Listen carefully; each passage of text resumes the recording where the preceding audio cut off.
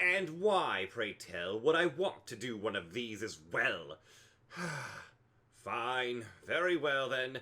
The following video, which wasn't created with creation magic and is therefore inferior, is not intended for children and is best enjoyed if you've completed the MSQ up to level 86 or you otherwise don't care about spoilers. Now leave me alone. Hello, Stake Driven here. Welcome back to Let's Play Final Fantasy XIV Endwalker. Last time, if you remember, the plucky warrior of light met up with Emet-Selch and Hythlodaeus and went searching for Hermes. Excuse me, I'm looking for a guy with black hair called Hermes. That intro was sloppy. Ooh, this music's nice.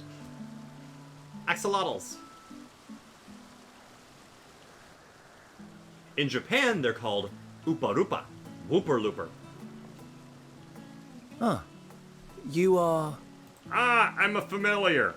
I like swords. Oh. Different. You're different too. She's dead in my You time. and me. We're alike. Friends. Are you a I familiar? want to be... Aww. Wait. Please. Wait. Chloe, you better step up your game. Greetings and salutations. Can you hear me? Yes. Do not be alarmed. I mean you no harm. I wish only to hear your words, share your feelings, and know your thoughts. Oh. May we please be friends? Okay. May we please be friends? Okie doke.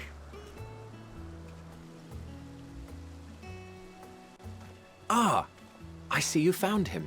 Yep. Is she his familiar? Hythlodaeus. It's been a while. Hythlodaeus. Too long, I think. Hythlodaeus. Too long indeed for close collaborators. On this blessed occasion, I bring not only myself, but others who long to speak with you.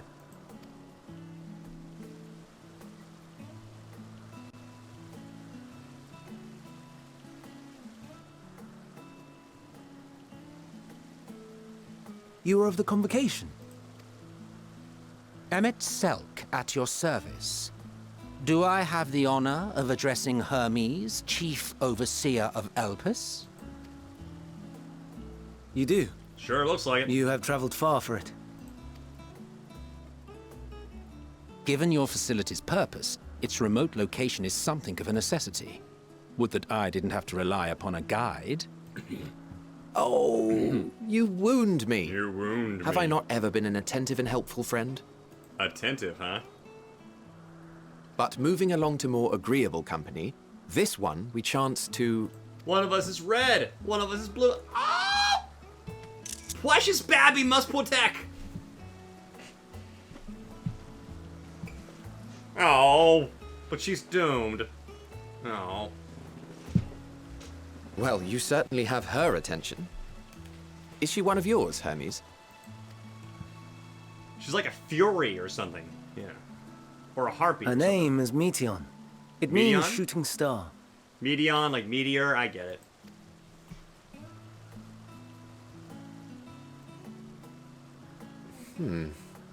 If I may make an observation, her ether is terribly thin. I fear she might dissipate at any moment. Ah. Nor do I believe you've made a submission to the Bureau.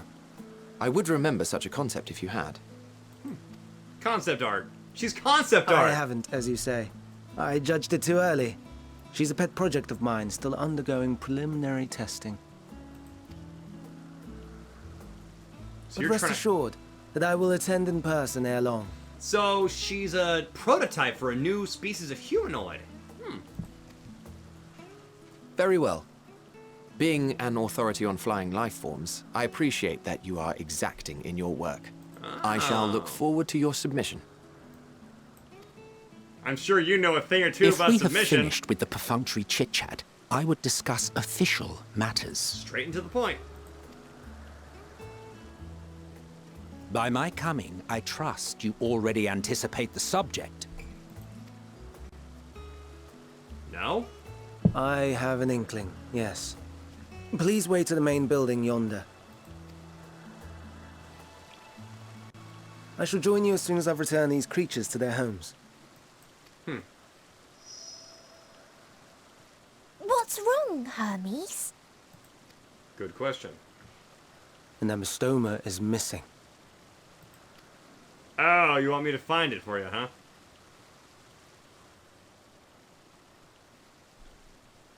Abastoma. I may have found it. A creature with the self-same ether as those there, nestled in the boughs of a tree outside the grounds. In the boughs of the tree? Aren't they aquatic?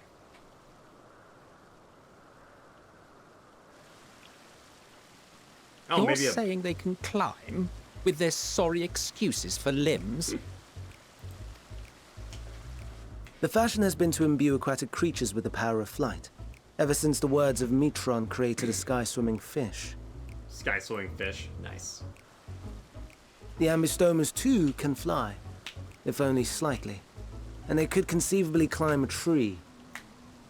Whether they can come down safely, however... Excuse me.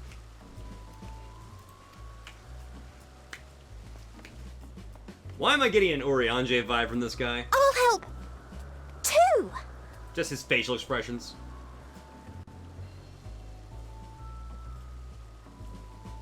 You know what? He kind of reminds me of Cecil. And what Emet-Selch. are we supposed to do with this lot? I don't know. They are kind of cute. May I suggest we split up? Let's split up, gang! If you would be so good as to assist Hermes, Emet-Selch and I shall keep an eye on these adorable creations in the meantime. Okay.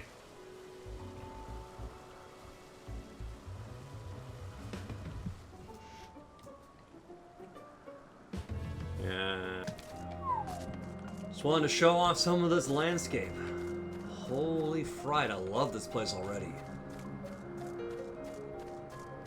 The Abastoma Hermes saw it up high in a tree. He climbed up to get it, but it jumped on him and he slipped. Need a hand? Oh God! No, I'm fine, if a little embarrassed. For your own safety, please stand back. Okay. Oh God. This game keeps on giving!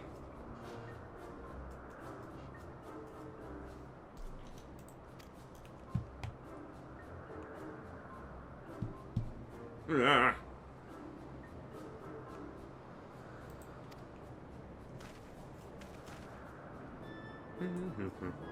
Quite alright, yes. My apologies for making you worry, Meteion.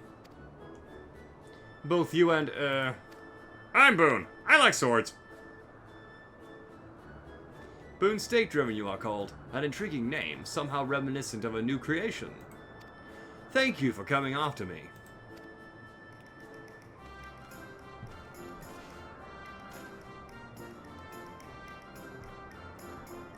As for you, little one, you must be more careful.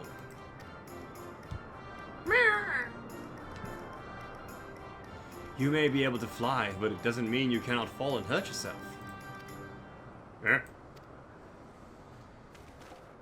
Oh no! I'd forgotten about its fellows! What? What's going on? Explain! Truly, what a relief. I must thank Emet-Selch and Hythlodaeus when I return to them. But first, the distractions out of the way. As Chief Overseer of Elpis, permit me to welcome you to our facility. I hope you will enjoy your time here. Well, we mustn't keep the others waiting. Let us return to Anagorasis. My apologies for the trouble. Owing to your kind assistance, all the Abastomas are safe and well. I will presently send them back to their space. If you would go on ahead to the main building. Upon entering, you'll see a table and some chairs. A meeting area. We may speak there. Very well. Take care not to let the creatures slip away again. Alright, let's go. As soon as we talk to Emmet, we get a cutscene. This appears to be the place. And here is where we part ways. Okay, We will be discussing highly sensitive affairs. Only a select few may be privy to such knowledge, and that does not include someone who cannot or will not divulge their origins. well, it's complicated. What? Will I have to remove you by force? You're welcome to try. I beat you once. Look, I got really important things to say to Hermes too, man. Yes, I'm sure your business with Hermes is quite pressing. You may speak with him to your heart's content after ours is concluded.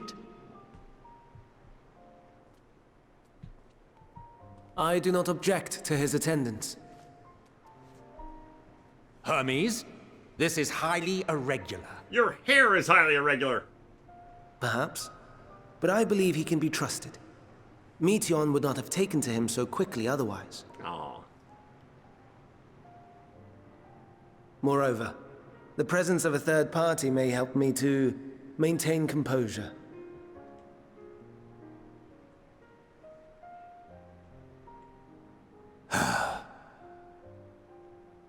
As you wish, then.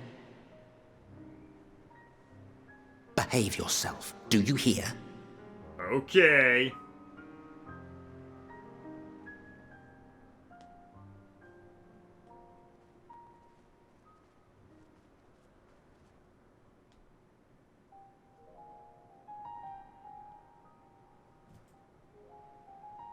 So, it's finally happened, then. The calamity's about to start, huh? Aye.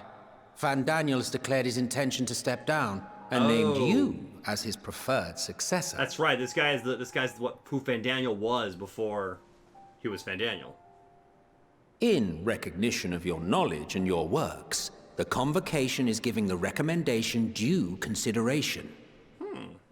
As one who does not know you personally, I am to use my impartial eye to take your measure. What kind of measure is... Never mind. And above all else, to ascertain your disposition towards the invitation. I mean, he could just answer yes or no.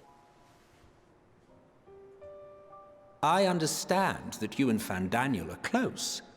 He himself was once chief overseer of Elpis after all. I should not be surprised if you knew before anyone else that he wished to relinquish his office. I did. He told me that when he fulfilled his purpose, he wished to pass the torch to me. Oh, meetings are so boring. A torch you seem none too pleased to accept. Are you so averse to serving on the convocation? No, it's not that. For a humble researcher like myself to even be considered is an honor beyond words. No. What troubles me, what I struggle to come to terms with, is the very fact that Van Daniel is stepping down. Does this not mean that he will return to the star? Oh, he's dying? I'm guessing that's what it means. Because return to the planet Of has been his used own before. volition, yes. Like so many others have before him. So they just decide to delete themselves? Return to the star? Does that mean die? Well now, that's not a word I hear often. Is that what you say here in Elpis? Mankind is the life of Aetheris. Each of us, a drop of blood flowing through its veins, bearing sustenance. In our finite time upon it, 'tis our duty to make it a better place. So you're not immortal. That all who call it home, now and in future, may abide in happiness. To that end, we have dedicated ourselves to the pursuit of enlightened creation. And by our efforts did we transform this once untamed wilderness into the peaceful paradise you enjoy today. To return to the star whence we came is a privilege afforded to we who have so loved and nurtured it. Death is a privilege. A choice embraced by those who have lived their lives to the fullest, in service to our world. Interesting. I wonder And if... when they depart upon this journey, it is beautiful. Always. I wonder what that means. The 14 are no exception. 'Tis believed no occasion is more felicitous than the fulfillment of one's duty. Our office becomes our lives, and to retire is to return, or so the majority of us hold. Some few have elected to eschew custom.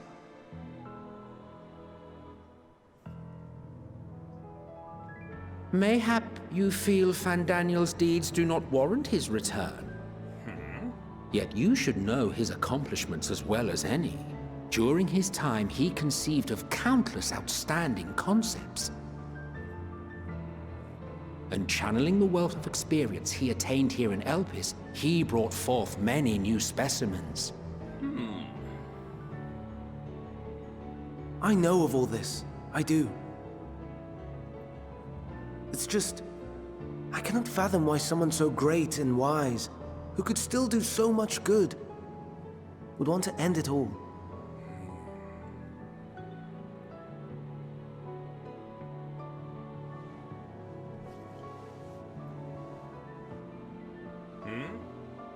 Oh, did your wrist hurt? Get this girl some children's Tylenol. No. I've made her upset. Forgive me. I know I requested your presence. Might I trouble you to take Meteion outside? A change of scenery would do her good. Okay, I'm used to babysitting kids by now.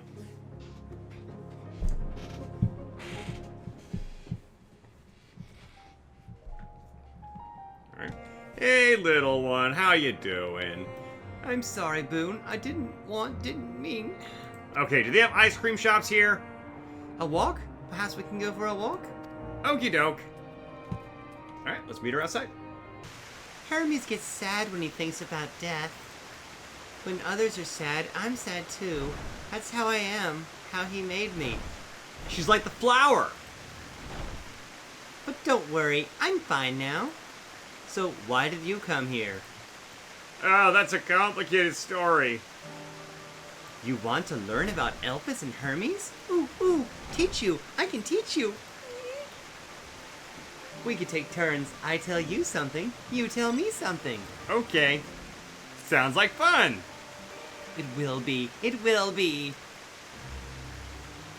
Where to start? Yes, let's talk to Memnon. He should be near the Aetherite. Okay. I'm not good at explaining, but Memnon is, so I'll have him explain instead. Alright. Meet you there. And what have we here? Though you look like a person, your aether is quite thin. I assume you're a familiar like Meteion. Is there something you need? This is Boone. Could you teach him about Elpis? Newly arrived familiar is he? Very well. I should be glad to introduce our fair facility to him. As you know, it's mankind's duty to make the star a better place. As part of this duty, we employ creation magics to bring forth new life. However, we cannot simply release our works into the world, or it would lead to chaos. No, any and all life forms must undergo extensive testing to determine their fitness to exist. Testing which is conducted here in Elpis. Test-driven development, okay. Every candidate is subjected to rigorous study, identifying properties, surmising what habitats are suitable, and speculate as to the effects they might have in their environment. Should it be judged a beneficial addition to the star, it will be allowed to take its place in the world. The two of you were created with the hopes of making the star a better place, so heed your masters well and be good. Do you hear? Okay. We will, Memnon. We will. Thank you for the lesson. You had a turn, now I get a turn. Okay. Now. Where did you come from? From the Crystarium. Crystarium? I've never heard of it. But this place is important to you. I can feel it. Oh, my power. I haven't told you about it. A creation. Let's find a creation. One not being watched. Then I'll explain my power. My power is using swords. And I also craft literally everything. Looks like a hornbill to me. No, not a hornbill. Ooh, this creation is perfect. but I don't remember seeing it before. Perhaps it's new. Anyway, I'll try reading its mind. That's my power. Oh, that's neat. Where can I get some fish? I want some fish. And I want to take a shit on a statue!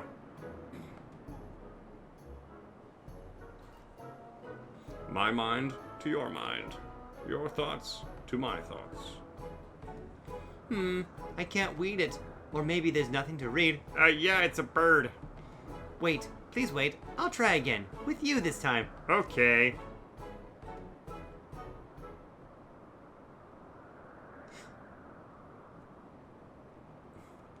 Greetings, can you hear me? Uh-huh. This is my power. I can read the emotions of those around me and project my emotions to others in return. I am actually not speaking to you in your mind. Rather, you are converting my emotion and words into intent. That sounds like the Echo! The Echo got described exactly the same way! Hold on. Let me pause this so I can talk about this in someone's chat thing. I missed a bunch of lines because I forgot to turn off auto advance. As a consequence, I'm clumsy at speaking. Yet, though I struggle to express myself in this fashion, Hermes wants me to speak as much as possible, for everyone has thoughts and feelings they may wish to hide. Yeah, you don't want to see some of the thoughts I have. Oh, memories of violence and death, and you're way too young to find out what me and Stola get up to. I harbor an affection for you, one that's difficult to define. Oh, like a big brother. Aside from the fact you share common traits with us, your thoughts are complex, prismatic. They draw me in and leave me wanting to know more. Oh, I'm an adventurer. I've been on a lot of adventures. But stay away from, aisle 10, section 30. Out of respect for your privacy, I'll refrain from using my power when speaking to you. Nevertheless, I want you to know that I wish to be your friend. Oh, that's so sweet. Did you hear me? Yeah. Let's be buddies.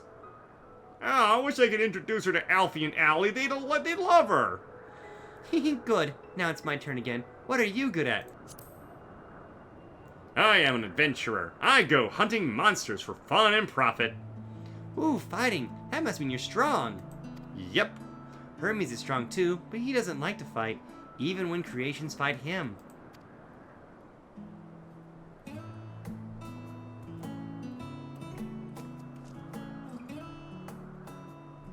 That bird has an intense glare.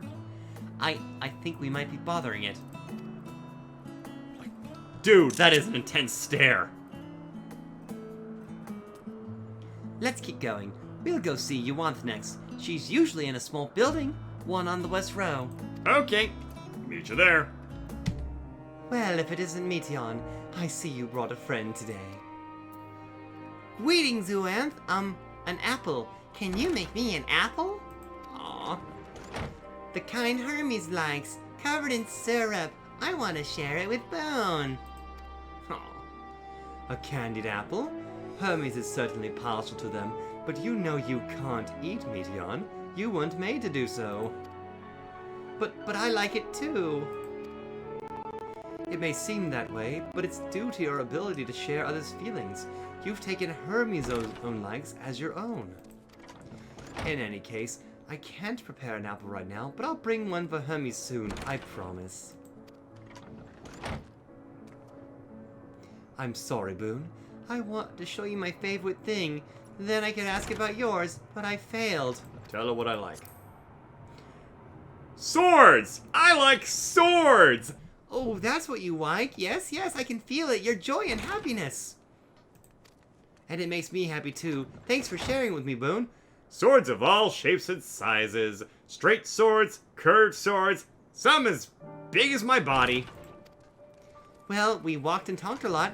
Maybe Hermes is finished talking too. Shall we go and see? There you are. I can see the fresh air has done Meteion good. Boone wanted to learn more about you and Elpis, so I taught him. About this place, about my power, and about your favorite food. I'm not sure if that last one will be of any use. But I do appreciate your keeping Meteion company. While you were away, I finished speaking with our guests. Finished? Hardly. You requested time to consider the invitation, so we have no choice but to occupy ourselves with an inspection of your work. Blah! Blah! My apologies. It has been decided that Emet-Selch and Hythi will accompany me as I tend to my duties. If you wish to learn more, perhaps you would like to come too. I am compelled to remind you that he is in no way associated with the convocation. We simply chanced to meet at prophylactic. There's no guarantee that the matters we discuss remain private. I do not mind. To see the joy his presence brings Meteion, I cannot imagine our mysterious friend harbors malicious intent. Boone is kind. Really, truly. He taught me as much as I taught him. I taught her about swords. You're coming, of course, to watch Hermes? You're bound to win lots and lots. Alright, we get a free suit of armor. Let's see what it looks like. And we're back talking to Hermes. This here is a new species of Petalludo we recently set loose. It's been doing very well, managing to maintain a stable existence thus far. If it can see its observation period to end without issue, we shall release it into the wild.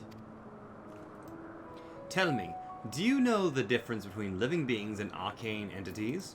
Nope! It is the presence of a soul, yet the soul isn't something you can choose to have at will.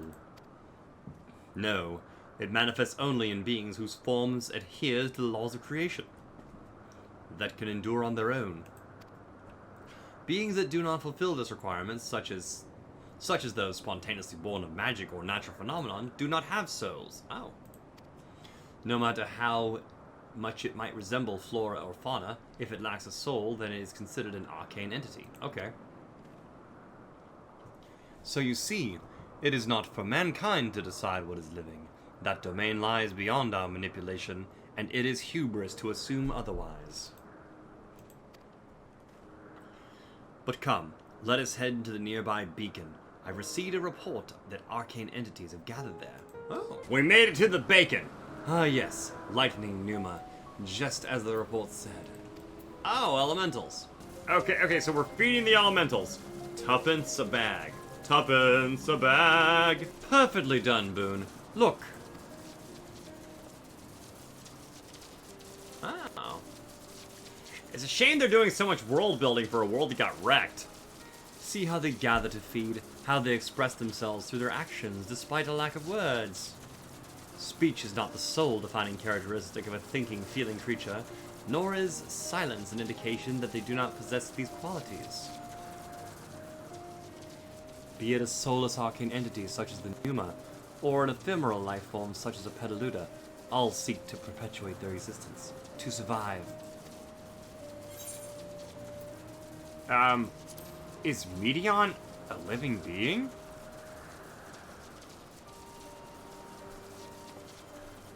A good question. I can answer it from a theoretical standpoint, but it ultimately falls to the Bureau of the Architect to pass judgment. Oh.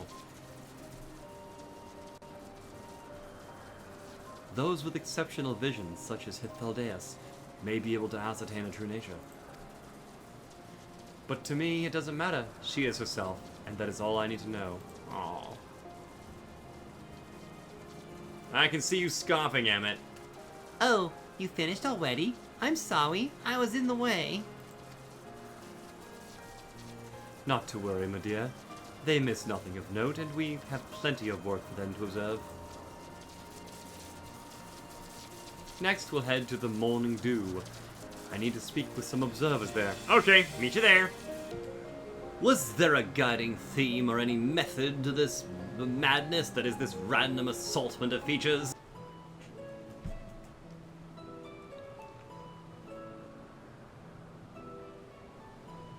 Amazing, is it not? The Ampelos, one of our Ampelos. newest subjects. Oh, we call them Gubu where I'm from. So, how are we coming along?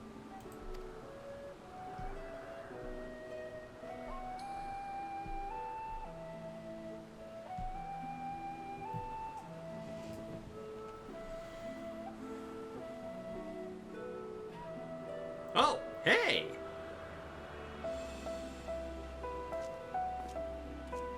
The Elpis flowers. Is Vinat gonna show up at some point?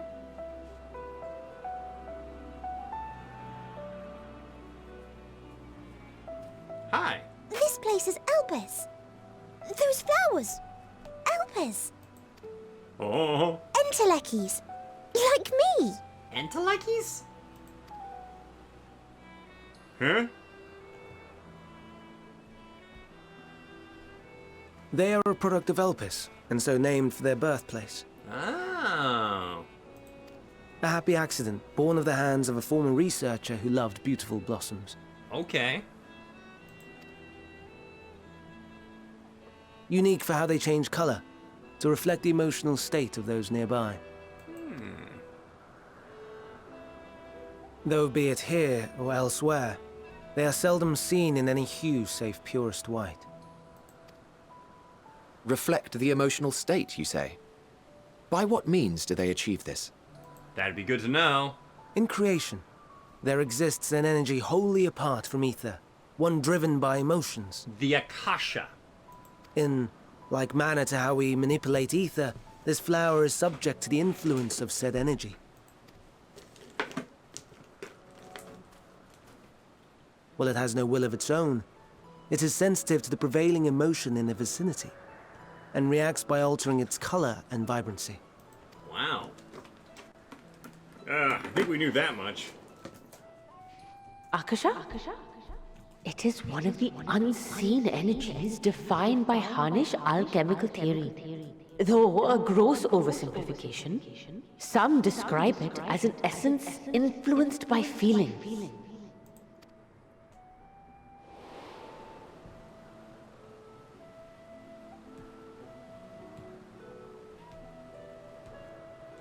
Akasha. Though I'm not familiar with the term, your description suggests it is the self-same energy. Dynamis, we call it. Dynamis! Dynamic entry! And those entities like the Elpis flower that have the ability to interact with this energy, converting emotions into tangible phenomena, are Entelekis. Entelekis. That's me! That's me! An Enteleki! No, you're a cinnamon roll! That you are, my dear. And no ordinary one at that, but the first possessed of free will.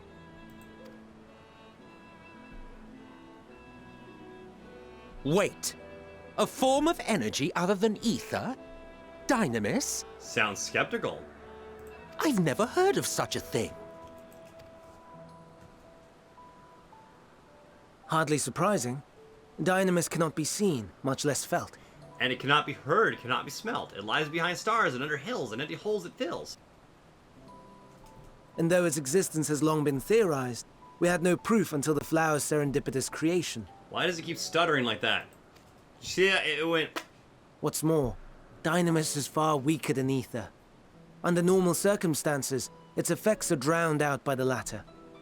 On account of which, beings comprised of and reliant upon the ether, like you and I, are unable to make practical use of Dynamis. 'Tis a truly esoteric thing, known to but a select few scholars. Intriguing. Then, given the limitations you described, why create Meteion?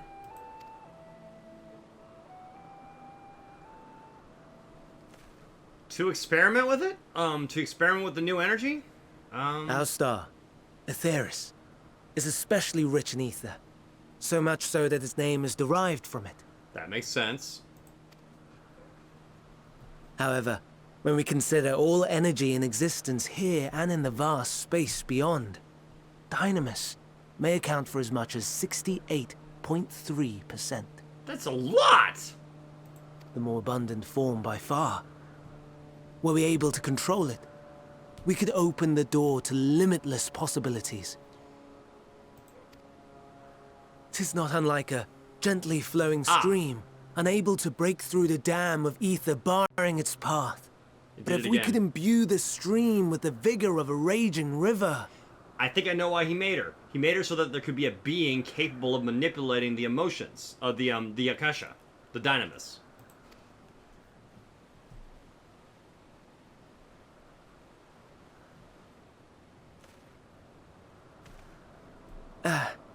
Not that I have such grand ambitions. Nay. I merely wished to create a being that could traverse the great expanse. See that? You mean space? The relative scarcity of ether beyond the bounds of this star was a concern. And so, I looked to another source of energy by necessity. So you're trying to build the first astronaut? That being Dynamis. No wonder her ether is so thin. So she's made a Dynamis. Precisely. Yours is thin too. Like an entelechy. Like me. That's because I'm technically an astral projection. So... are we the same? Entelecchies.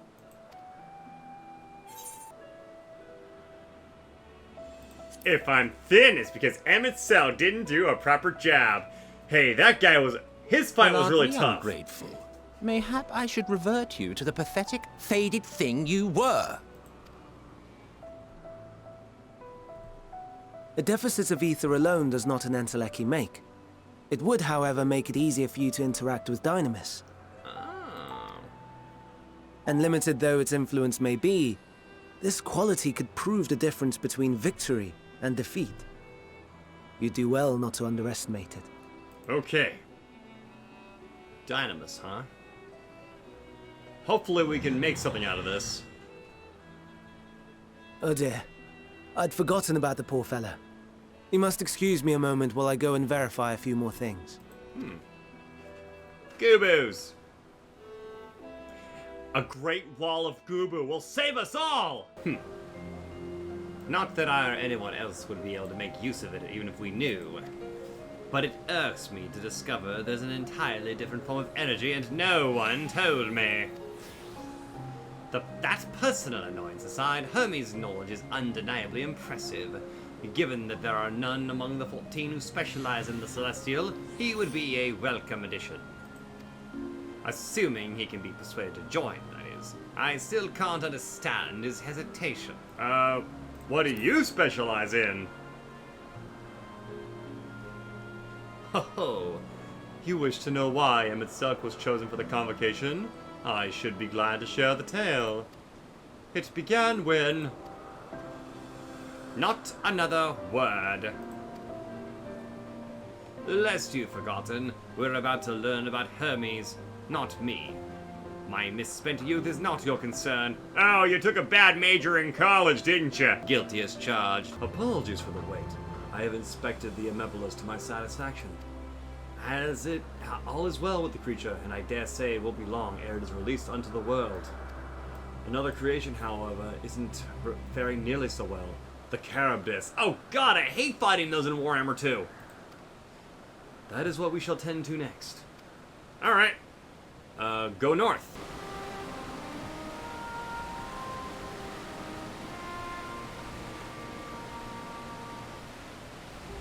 I understand there's a problem with one of the Charybdis. Yes, that's right. As you know, the Charybdis is based on a sea creature. Owing to adjustments to enhance its wind affinity, it's capable of flight.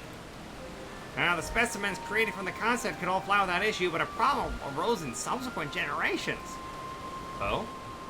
Yeah, it's blue. This third generation creature was born with an etheric balance leaning strongly towards water. Its aquatic origin is reasserting itself, it would seem. While the result being its affinity to wind is diminished and it can't fly no matter what we try. We can't get it up the slightest bit. Try Viagra. For such change to manifest in so few generations, I fear they are too unstable. Lord. With your permission, I will revert the creatures and recommend to the Bureau the concept be revised. With the etheric balance leaning towards water, the Charybdis would indeed struggle to manipulate wind. Yet it is far too early to conclude that it cannot fly. Having failed at first, it may simply have developed a fear.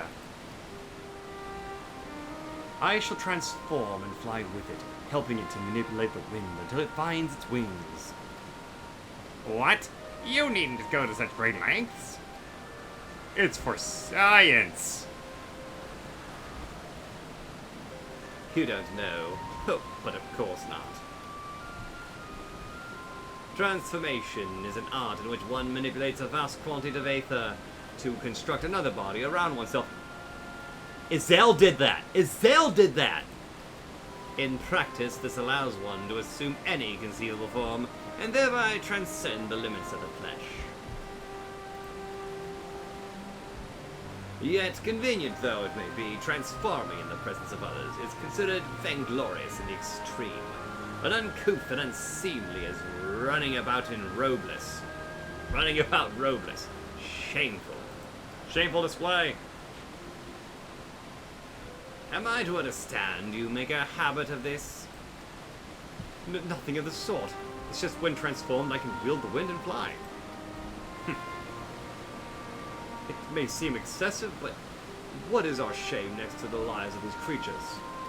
They deserve a chance, and we owe it to them to do all in our power. Be that as it may.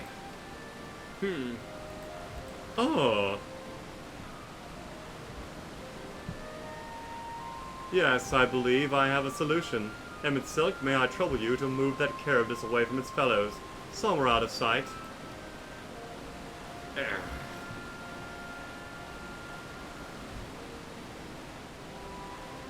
Meanwhile, I'd like the rest of you to help me prepare here. I detect a filler quest. What mischief are you scheming now? No mischief, I assure you. I would but spare you the need to report to your colleagues that Hermes committed an indiscretion. So have faith. Run along.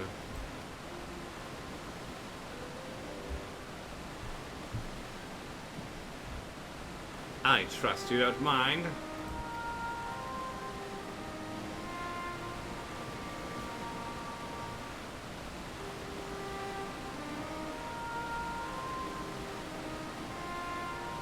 So the plan is, we're gonna sneakily have Emet-Selch train the Charybdis. Aside from being able to fly untransformed, he can readily see aether currents. How are we gonna convince him? With his adept spellcraft, he can deploy suitable wind magics to guide the creature along. While he's indeed capable, it's not his duty. I'm loath to trouble him with it. Okay, just give me the objective already! Oh, no you don't. I'm not lifting a finger. Oh, pretty please! Ugh, I don't know what Hythlodaeus is up to, and I will not be made to know. I refuse! Damn it, Selch! Oh, cutscene time. Please, Emmett! No, no, no. You are not foisting this nonsense on me. This has been a pretty funny, this whole area has been funny as hell. I'm given to understand you have the power to help the Charybdis, and should be quite willing to do so. And so I appeal to your better nature, most benevolent Emet-Selch.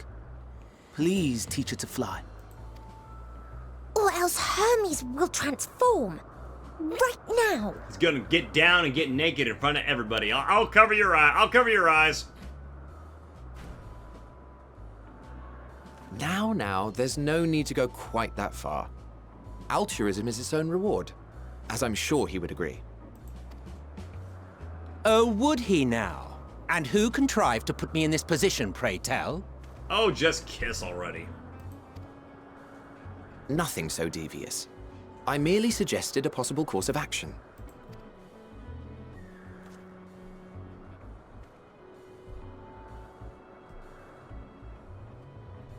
I like her. Please, Emet-Selch.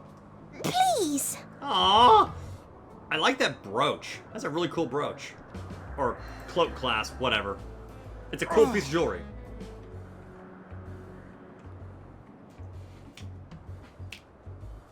I did not come all this way to play nursemaid to your creations. I thank you to remember this favor, and let it be the last.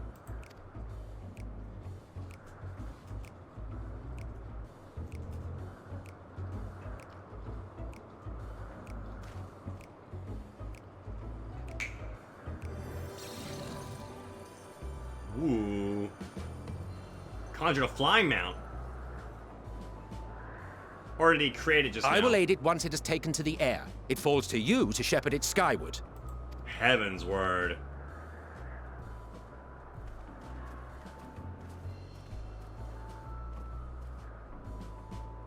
Well, let's relax and enjoy the spectacle, shall we? Eh?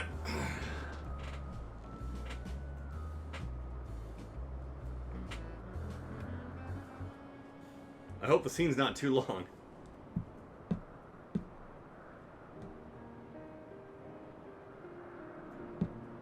You were wondering why Emet-Selch joined the convocation.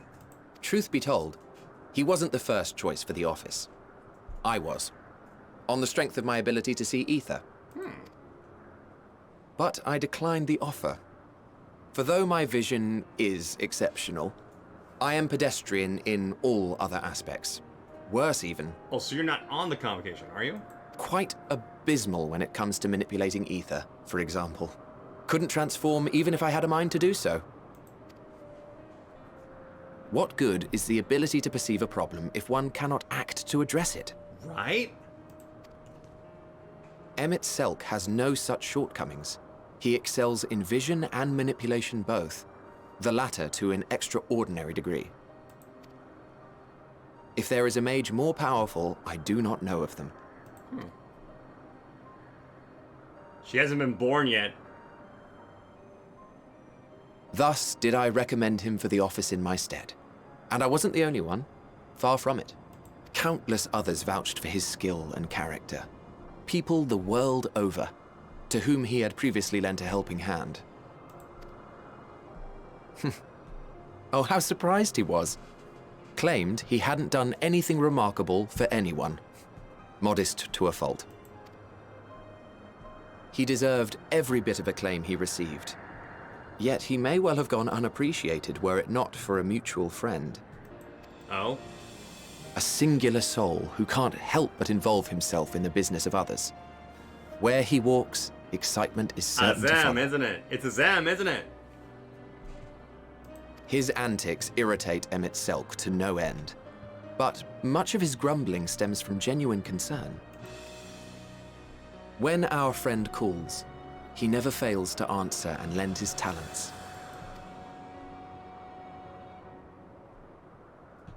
And in the course of doing so, he himself came to be recognized and respected by those around him. They are truly remarkable individuals, and I'm proud to call them friends. To help them realize their dreams. This will be my greatest contribution to our world. And when they have fulfilled their respective purposes, so too shall I have fulfilled mine. And together we may return to the star. Look at me, spilling my innermost secrets. I can't seem to help it with you. That's I pretty can much only everybody. assume it is due to the color of your soul. I just don't understand how you can be so alike and yet so different. That's a long story, pal. Well done, my pet. Well done. Hey, it's gotten over its fear of flying. Ah, yes.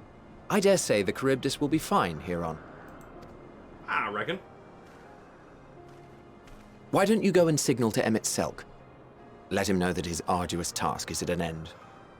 Yes, I will signal to Emet-Selch that his arduous task in the end next time on Let's Play Final Fantasy XIV Endwalker. If you enjoyed this video, please be sure to hit that like button, leave a comment. You can snark at me all day and night, and remember, sometimes I do occasionally get on my Twitch account. Have a good one. Hythlodaeus, Hythlodaeus, Hythlodaeus, Hythlodaeus, Hythlodaeus, Hythlodaeus, Hythlodaeus, Hythlodaeus, oh, oh, Hythlodaeus, oh, come and rock me, Hythlodaeus, Hythlodaeus, Hythlodaeus, Hythlodaeus, Hythlodaeus, Hythlodaeus, Hythlodaeus, Hythlodaeus, Hythlodaeus, oh, oh, Hythlodaeus.